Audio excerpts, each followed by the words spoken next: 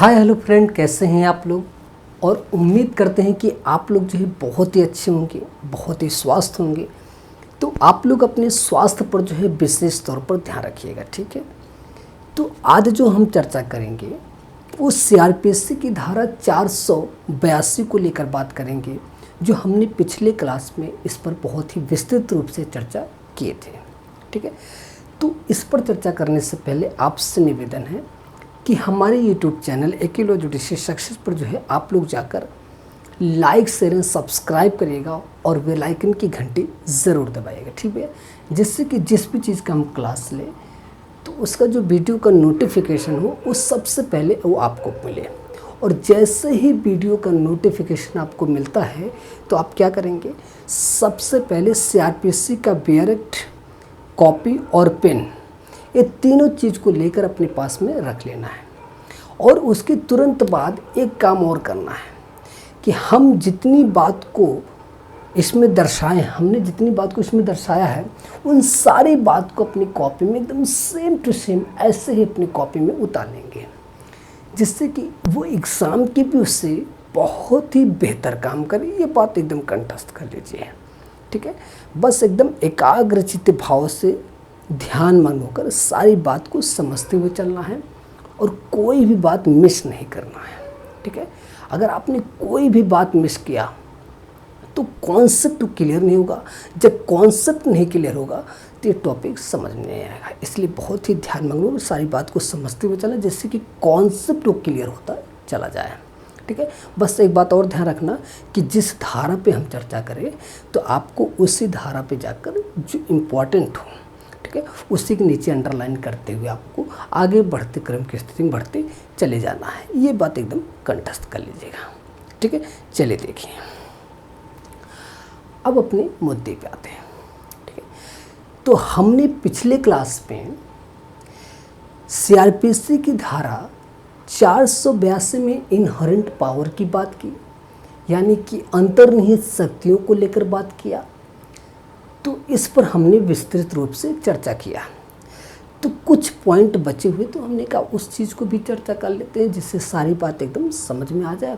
उन सारी बात को जब भी मेंस में लिखने के लिए आ जाए तो सारी बात उसमें दर्शा सकें, ठीक है। चलिए देखिए अब इसी में कि मजिस्ट्रेट यानी कि जुडिशियल मजिस्ट्रेट यानी कि न्यायिक मजिस्ट्रेट, अब इसमें क्या ध्यान रखना है कि न्यायिक मजिस्ट्रेट जो है उद्देश्य और अस्तित्व, ठीक है, उद्देश्य और अस्तित्व के आधार पर किसी मामले में, ध्यान रखना, किसी मामले में न्याय करना, ठीक है। ये बात समझ में आ गया।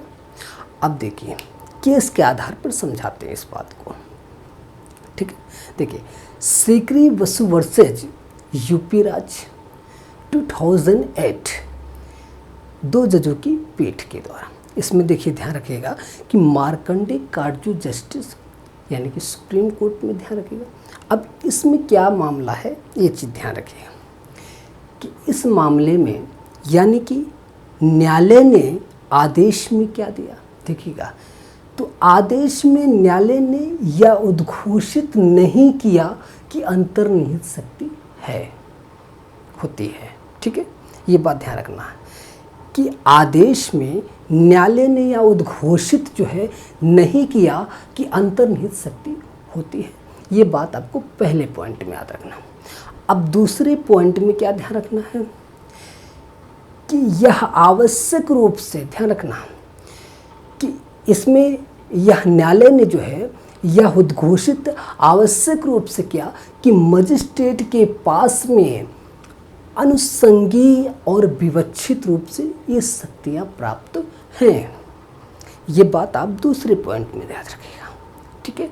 अब देखिएगा इस मामले में सुप्रीम कोर्ट ने कहा क्या, ये भी चीज़ ध्यान रखिएगा कि इस मामले में सुप्रीम कोर्ट ने कहा कि मजिस्ट्रेट चाहे तो सीआरपीसी की धारा 156(3) में, ठीक है, 156(3) में अन्वेषण में, ठीक है, आदेश पारित करने के उपरांत, ध्यान रखना, पारित करने के उपरांत जो है सीआरपीसी की धारा 156(3) में उचित आदेश पारित कर सकता है। ठीक है, तो ये बात क्लियर हुआ। अब देखिए दूसरी पॉइंट आपको क्या ध्यान रखना है कि ये बात हुआ कि मजिस्ट्रेट के पास यह शक्ति है, क्या शक्ति है कि यह शक्ति है कि वह पूरे अन्वेषण में अधीक्षण करे।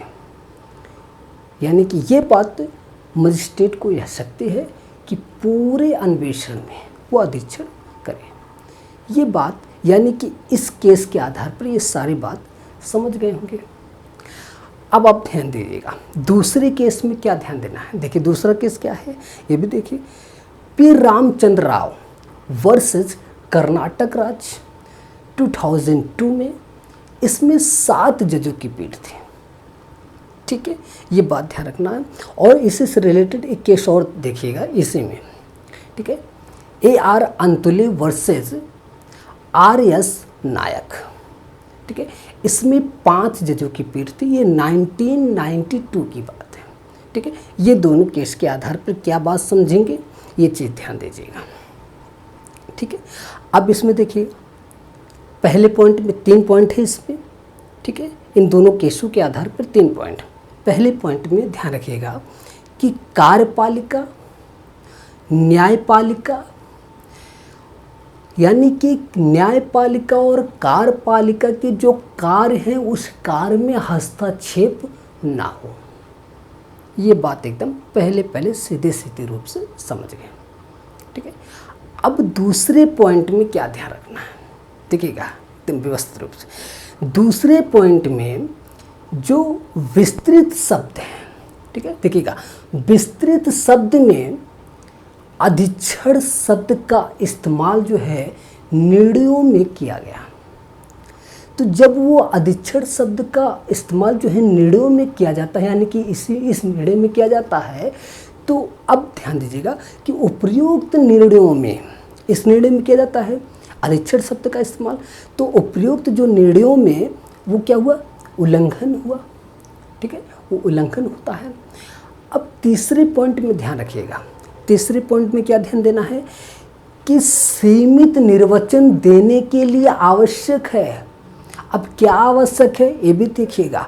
सिर्फ प्रक्रियात्मक रूप से, देखिएगा प्रक्रियात्मक रूप से उसका दुरुपयोग हो, ऐसी परिस्थिति हो तो जुडिशियल यानी कि जुडिशियल मजिस्ट्रेट हस्तक्षेप कर सकता है। ये बात एकदम ध्यान रखिएगा इन दोनों केस में। तो आपने 3 केस देखा, पहले केस में समझा, दूसरे केस में ये सारी बातें समझी। अब चौथा केस देखिएगा।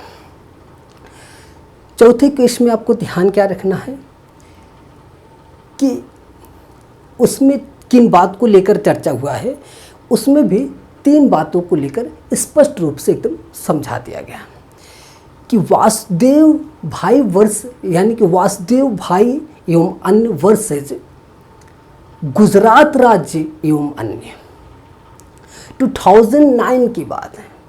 ठीक है, तो इस केस में आपको 3 पॉइंट बहुत ही स्पष्ट भाव से समझना है। पहले पॉइंट में ये देखना है कि जो मजिस्ट्रेट है, मजिस्ट्रेट की जो शक्तियां हैं वो सीमित होती हैं। क्या होती हैं, वो सीमित होती हैं शक्तियां मजिस्ट्रेट की। ठीक है, वो सीमित होती हैं। अब दूसरे पॉइंट में कि वो अंतर्निहित शक्तियों का उपयोग नहीं करता, यानी कि अंतर्निहित शक्तियों का यानी अंतर्निहित शक्ति नहीं होता है। ये चीज़ पहले इसमें ध्यान रखिएगा। अब तीसरे पॉइंट में क्या ध्यान देना है कि 156 जो 3 है सीआरपीसी की धारा 156(3) में अगर 156(3) के आधार पर जो अन्वेषण में ऐसा आदेश पारित हो जाता है तो उस आदेश को वापस लेने के लिए कोई ऐसा आदेश पारित हो, ये तो नहीं हो सकता। ठीक है, ध्यान रखना कि जो 156(3) के आधार पर, ठीक है, अन्वेषण के आधार पर यानी कि उस आदेश को पारित किया, अन्वेषण आदेश को पारित किया, फिर उस आदेश को वापस लेने के लिए ऐसा आदेश पारित करता है। ठीक है, तो वो आदेश पारित नहीं कर सकता, ठीक है, वो हस्तक्षेप नहीं कर सकता। तो ये सिर्फ किसको दिया गया है ये पावर, यानी कि ये हाई कोर्ट को पावर दिया गया है, यानी कि इनहेरेंट पावर, ठीक है। उस आदेश, जो ऐसा आदेश है, ऐसे आदेश को वो पारित नहीं कर सकता, क्योंकि वो वापस नहीं ले सकता ना, क्योंकि जिस आदेश को पारित कर दिया गया उस आदेश को वापस लेकर फिर से एक आदेश पारित करे, तो ये चीज़ जो हो रही हैं तो नहीं हो सकता, ठीक है। ऐसा ही आदेश पारित करे तो ये चीज़ें जो हैं हाई कोर्ट जो है, जो इनहेरेंट पावर यानी कि अंतर्निहित शक्तियाँ हैं, तो ये पारित कर देगा, ठीक है। ये बात आपको सारी बात समझ में आ चुका होगा, ठीक है। तो बस सीधा सीधा ये समझिए कि जो जुडिशियल मजिस्ट्रेट यानी कि न्यायिक मजिस्ट्रेट, एक लाइन में समझिएगा कि न्यायिक मजिस्ट्रेट उद्देश्य और अस्तित्व, इन दोनों के आधार पर किसी मामले में न्याय करना, जो कि आपको एकदम लास्ट वाले क्लास में यानी कि लास्ट वाले टॉपिक में हमने क्या बताया, जो केस में कि मजिस्ट्रेट के पास सीमित शक्तियाँ, ठीक है, अंतर्निहित शक्तियाँ नहीं होती हैं, यानी कि उनकी पावर नहीं दिया गया। जो मामला 156(3) के आधार पर अन्वेषण में यानी कि ऐसा आदेश पारित किया और उस आदेश को वापस लेने के लिए ऐसा आदेश दोबारा पारित करे, तो वो चीज़ नहीं हो सकता, सिर्फ वो हाई कोर्ट को पावर है। तो ऐसा इनहेरेंट पावर यानी अंतर्निहित शक्तियाँ पावर पारित करने का है, ठीक है। ये बात आपको समझ में आ चुका होगा, ठीक है। तो अब हम इस क्लास को यहीं पे विराम करते हैं, ठीक है। तो जो हम पिछला क्लास, जो नेक्स्ट क्लास लेंगे अगला वाला, तो वो संज्ञेय को लेकर बात करेंगे, यानी कि कॉग्निजेबल एंड नॉन कॉग्निजेबल को लेकर चर्चा करेंगे, ठीक है। तो इसको यहीं पे विराम करते हैं, फिर मिलेंगे हम नेक्स्ट टॉपिक के साथ में। इसी के साथ चलते हैं। जय हिंद, जय भारत।